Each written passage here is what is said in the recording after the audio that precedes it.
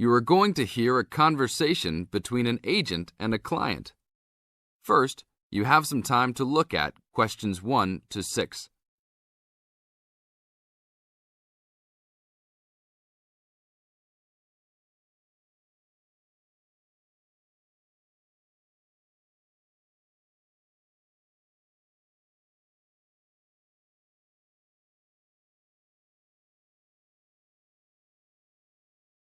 Now listen to the tape and answer the questions.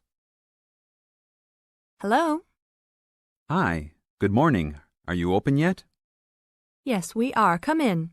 Would you like to rent an apartment in the city? Well, kind of. I'd rather rent one near the harbor if possible. Oh, okay. Do you like the water? Yes, I do, but I actually repair sailboats for a living, so I'd like to be close to work. That's understandable. We all want to live close to work. Well, I think I have something near there. How many rooms would you like? Just one. I'm alone. But I would like to have an extra room for my dog. So you'd like 2 rooms and an apartment that accepts animals. Here's one. It's 1 block up from the harbor and renting for $445. How's that? That's perfect. Just what I was hoping to pay. What floor is it on? Floor? Oh, it's on the 12th floor. That's too high. I'd like to be on the 1st or 2nd floor so that I don't have to use the elevator. My dog, he's scared of them. Oh, well then, that's a little more complicated. Let me make a few calls. Okay, I think I found a couple more for you. Here's one that might suit your needs. How much? $395 a month. That's cheap. But it's only a 1-bedroom, a large one, but it's still just 1 room. Oh, well, regardless of whether the room is small, I still need a separate room for my dog. What else do you have? Then I have a 2-bedroom for $565 on the 2nd floor that is a little further away from the harbor. How far? About a half mile, and they accept pets. That's a little more than I had planned on paying, but I guess I could look at it. What's the address? 224 Williams Avenue, Harbor Square. 224 Williams Avenue. Got it.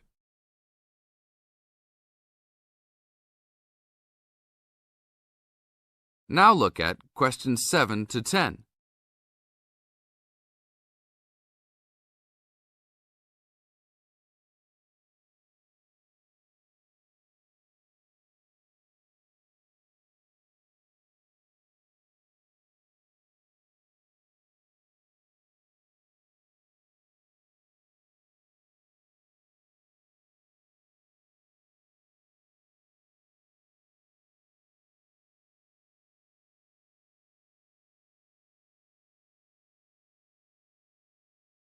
As the talk continues, answer questions 7 to 10.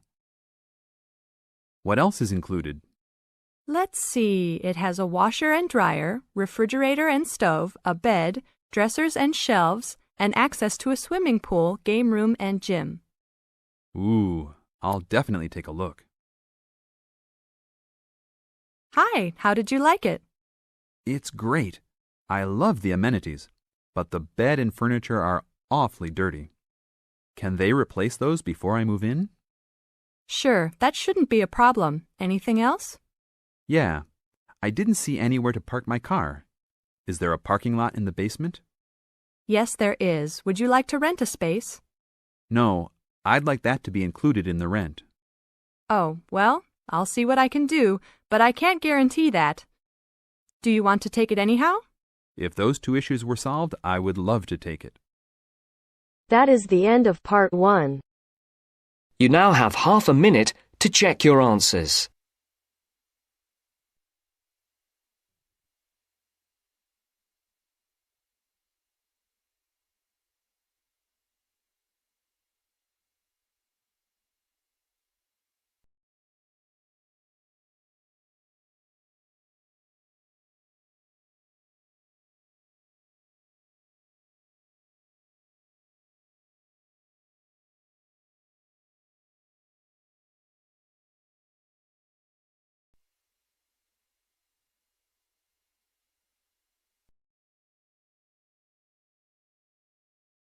Now turns to Part 2. Part 2. You'll hear someone talking to a group of university students. First, you have some time to look at questions 11 to 17.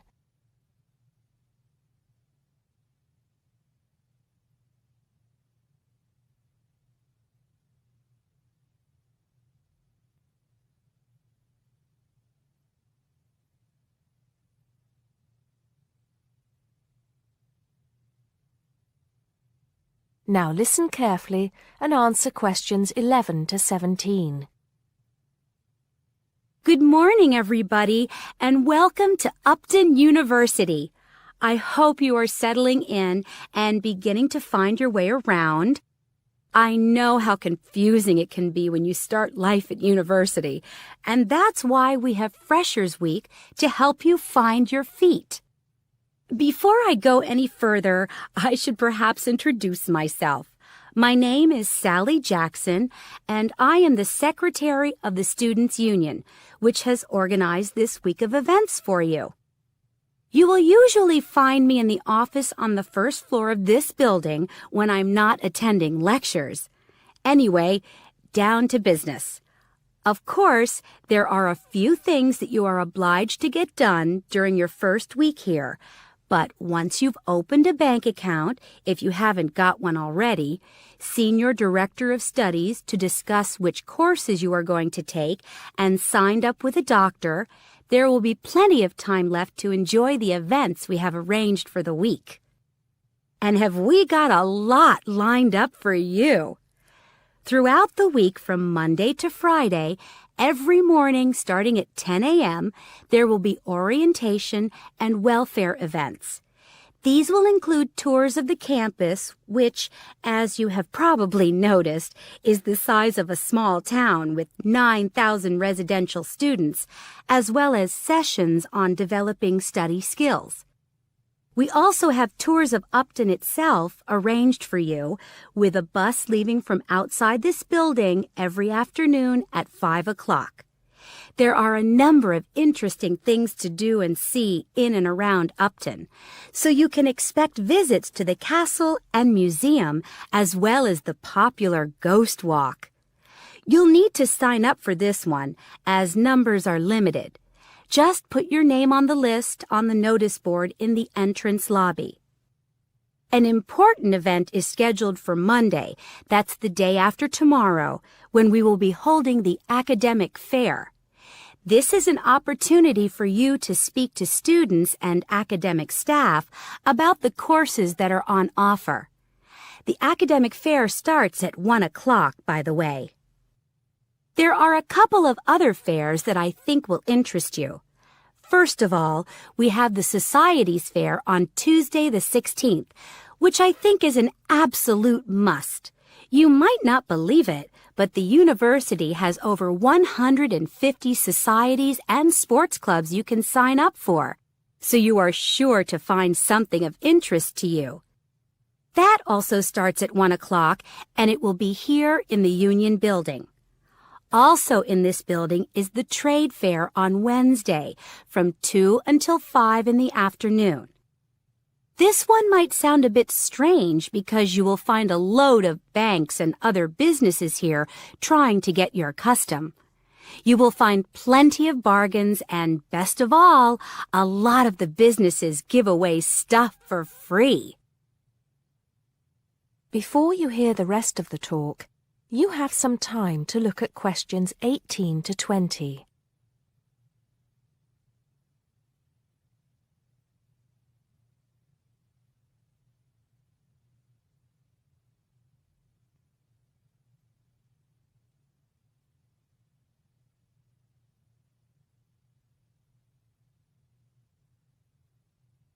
Now listen and answer questions 18 to 20. We've also got a great entertainment program lined up for you, starting tonight with our welcoming party. We have a top band lined up for your entertainment, but I'm not allowed to say who they are.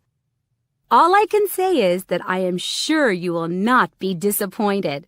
So come along to Blackmore Hall at 9 o'clock this evening to get your university experience off to a flying start.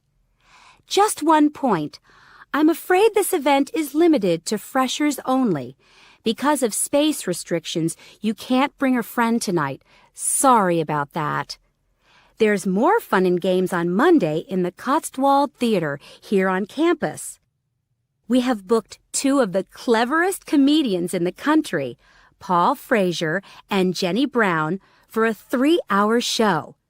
Paul has assured us that he and Jenny have packed the show with new material, and as they always get rave reviews for their shows, I think we can look forward to an evening of great entertainment.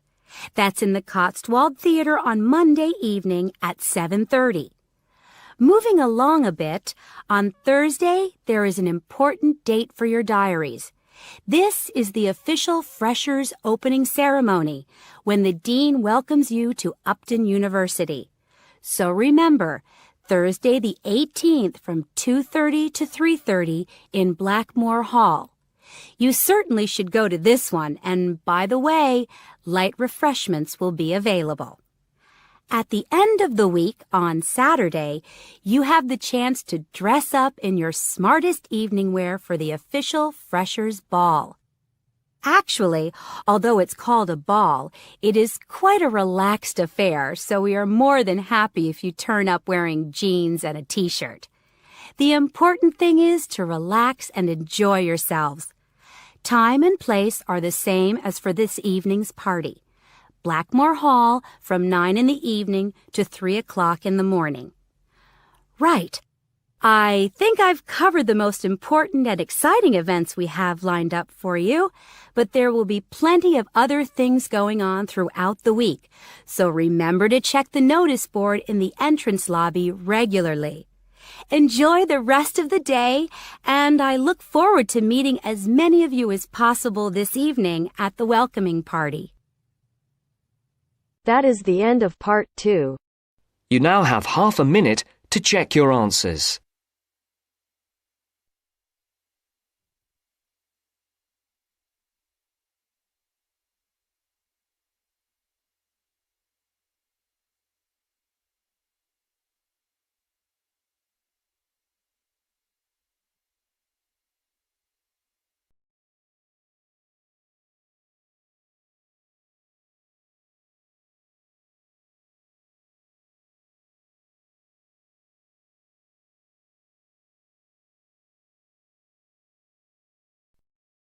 Now turns to part 3. Part 3. You will hear a discussion between two work colleagues and their manager about the restructuring of their company.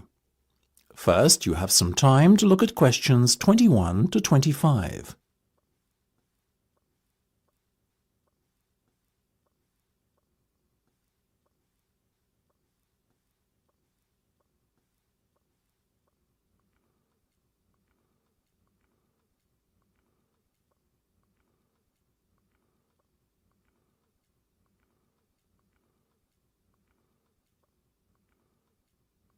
Now listen carefully and answer questions 21 to 25.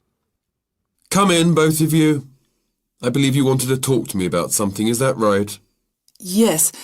Basically, all the staff are concerned about what the restructuring of the company is going to mean for them. None more so than myself and Nam, as we are the newest members. As I said to all staff at the meeting last week, there's no cause for concern. There will be no compulsory redundancies. All redundancies will be on a voluntary basis. Yes, we understand that, but to tell the truth, we just want a little reassurance that our jobs are safe. Look, Anne and Penny, the company isn't going to be short-sighted and let its bright young minds go. Besides, we've already met our target for the number of voluntary redundancies we want to secure. In fact, there's a waiting list.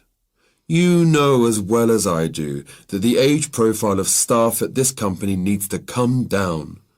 A lot of our employees are close to retirement age and are just going through the motions until they can take their pensions. That's why we decided on this redundancy initiative. We want to encourage those that would be happy to leave to do so and employ younger, more motivated staff. I guess that makes us feel a little better, but we're also worried about the upcoming salary review. What will it mean for us? Given the fact that the company's motivation for this restructuring initiative is not to cut costs, you needn't be worried that there will be a negative effect on your salaries. We are running a very profitable business and we will reward our top performers in the upcoming review. Both of you fall into that category, so you can expect a healthy bonus and salary increase. Simple as that.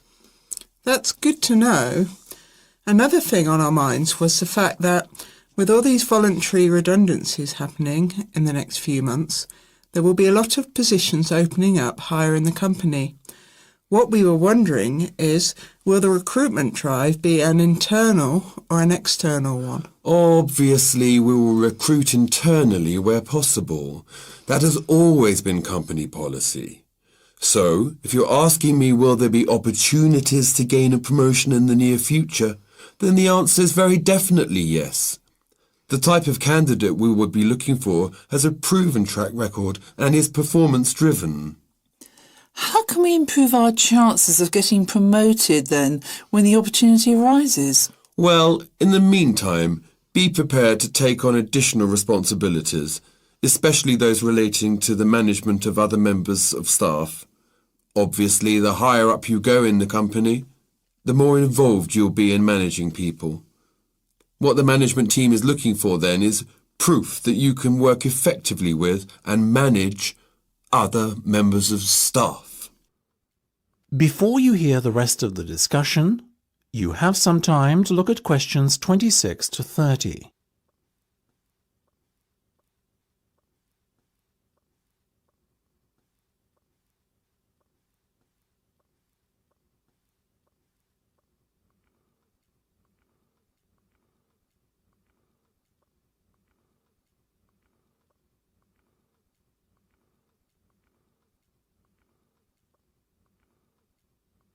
Now listen and answer questions 26 to 30. One more thing. Go on. This project you've given us to manage, is it a test of our abilities? I guess you could say it is a test of sorts, but look at it more as a chance for you to prove yourselves. Actually, now that I have you both here in private, can we talk about that a bit? Of course. OK, Penny, let's start with you. Has the timescale been agreed yet? Yes. You said we have a total of 8 weeks to bring the product to launch. So we've decided to allocate 3 weeks at the beginning to product research and prototype testing. Very good. Then after that, we are going to spend a further 3 weeks formulating our marketing strategy and doing some research and testing on a sample of the target market itself to get some feedback. And presumably the last 2 weeks will be devoted to the launch? Exactly. Now, let's talk estimated costs. Well, you've given us a total budget of £100,000. Of that, we're allocating 50% to product development and testing, a further 25% to marketing, and £25,000 will be spent on the launch. Penny, give me a breakdown of the launch costs, would you? Sure. £10,000 will be spent on hiring and decorating the venue, £10,000 will be spent on promotional work, and the remaining money will be used to pay for catering and administrative costs. I'm very happy with that, to be honest. As I said, you guys should stop worrying. You're doing a fantastic job, so keep it up.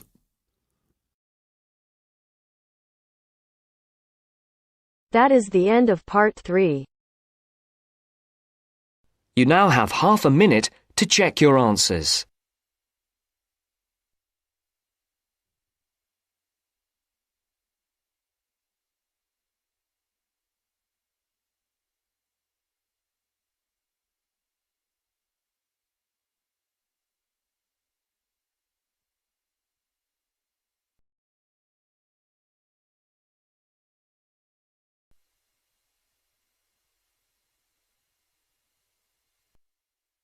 Now turns to part 4. Part 4. You are going to hear a lecture about the geographic information about Australia. You now have some time to read questions 31 to 40.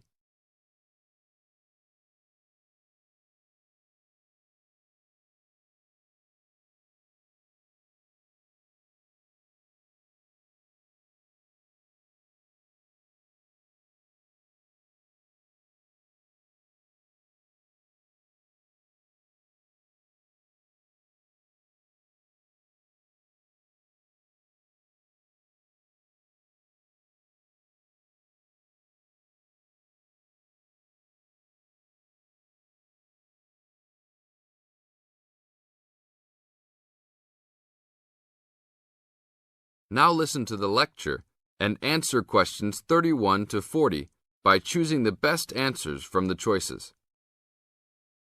Good morning, everybody. We'll continue to look at Australia, and today look at one of its greatest natural challenges, water for the agricultural sector. As the only nation to occupy an entire continent, Australia has a unique environment, with much of it very flat and dry. One notable feature of the Australian continent is that it is the lowest of the continents.